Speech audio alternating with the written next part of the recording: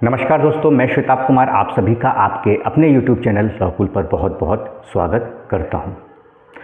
दोस्तों, आज का जो यह वीडियो लेक्चर है वह मेरे एक सब्सक्राइबर के सवाल से जुड़ा हुआ है और वह सवाल मुझे लगा कि इतना ज़्यादा इम्पॉर्टेंट है कि इस पर एक सेपरेट वीडियो लेक्चर बनाना ज़रूरी है, क्योंकि आप में से भी बहुत सारे लोग यही गलती करते हैं।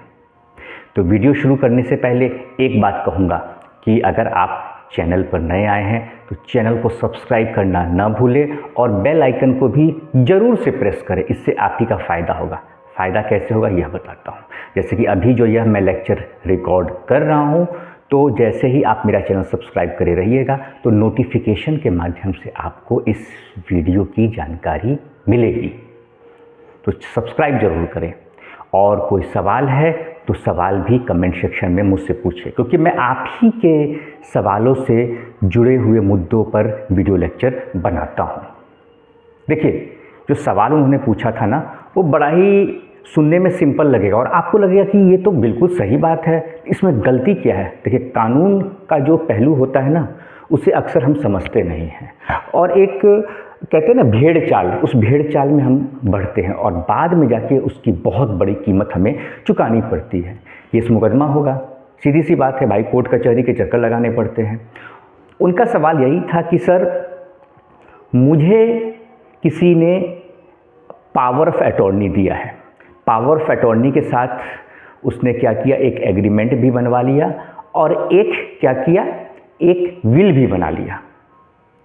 ठीक है, और तो क्या मैं यह जो प्रॉपर्टी है उसे मैं अपने माताजी के नाम से कर सकता हूँ या नहीं, यही उनका सवाल था। कैसे आप कर सकते हैं ये बताइए। सबसे पहले तो प्रॉपर्टी का आपको मालिकाना हक मिला ही नहीं। अब उनका कहना था कि सर, प्रॉपर्टी तो मेरी है, उस मेरे पोजीशन में भी है, मेरे कब्जे में भी है। आपके कब्जे में होने से कुछ नहीं होगा, सेल डीड आपने बनवाया ही नहीं। अक्सर क्या होता है कि कुछ पैसे बचाने के चक्कर में या यूँ कहिए कि जानकारी के अभाव में हम क्या करते हैं, सेल डीड नहीं बनवाते, जिसे केवाला भी कहते हैं।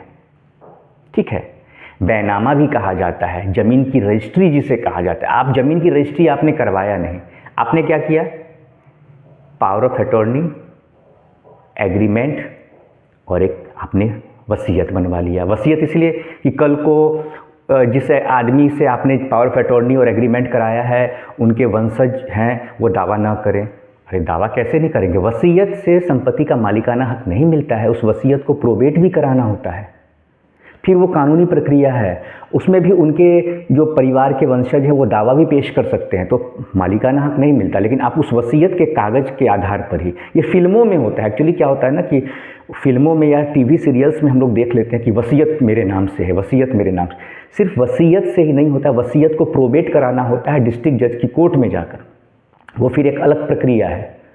ठीक है, उसमें पूरी कोर्ट की कार्रवाई होती है, कोर्ट फी आपको जमा करना होता है, जो प्रॉपर्टी का वैल्यूएशन होता है, फिर वो अलग प्रक्रिया है।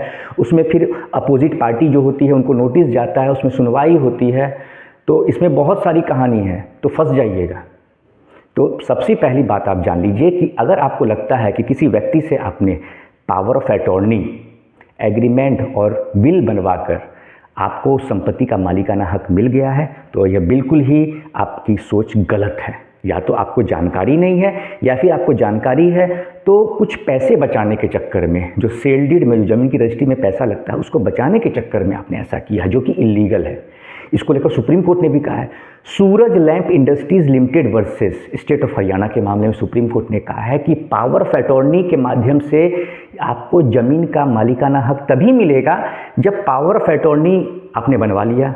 ठीक है, अब पावर ऑफ अटॉर्नी के थ्रू कोई व्यक्ति उस ज़मीन को खरीदता है, तो मान लीजिए पहले उसने एग्रीमेंट कराया, कोई बात नहीं, एग्रीमेंट करा लिया, लेकिन उसके बाद आपको सेल डीड भी बनवाना है। आप सेल डीड नहीं बनवाते हैं और उसके बाद क्या होता है, वो संपत्ति आपके हाथ से निकल जाती है। आप खुद सोचिए ना, ज़मीन की रजिस्ट्री आपने कराई नहीं तो कैसे आपको संपत्ति का मालिकाना हक मिल जाएगा। आप इस बात को सोचिए, तो थोड़ा सा दिमाग लगाइए इस बात को। ठीक है, यह बात ट्रांसफर ऑफ प्रॉपर्टी एक्ट 1882 में साफ कहा गया है। सेल डीड आपको एग्जीक्यूट कराना है, प्रॉपर्टी की वैल्यू अगर 100 रुपये से ज़्यादा की है तो उसको रजिस्टर्ड करवाना है। इंडियन रजिस्ट्रेशन एक्ट, सारी बात तो लिखी हुई है। लेकिन आपको लगता है कि नहीं, कानून के सारे ज्ञाता आप हैं और बाद में फिर कोर्ट कचहरी का आपको चक्कर लगाना पड़ता है। तो दोस्तों इस बात का आप ध्यान रखें, ये बहुत बड़ा इशू है। ठीक है, तो आज का ये लेक्चर यहीं पे कंक्लूड करता हूँ। और कोई भी सवाल आपके मन में है, चाहे आज के इस वीडियो लेक्चर से जुड़ा हो कोई सवाल हो या फिर और भी कोई अन्य संपत्ति विवाद को लेकर आपके मन में कोई सवाल हो, तो आप मुझसे कमेंट सेक्शन में ज़रूर पूछेंगे। नमस्कार।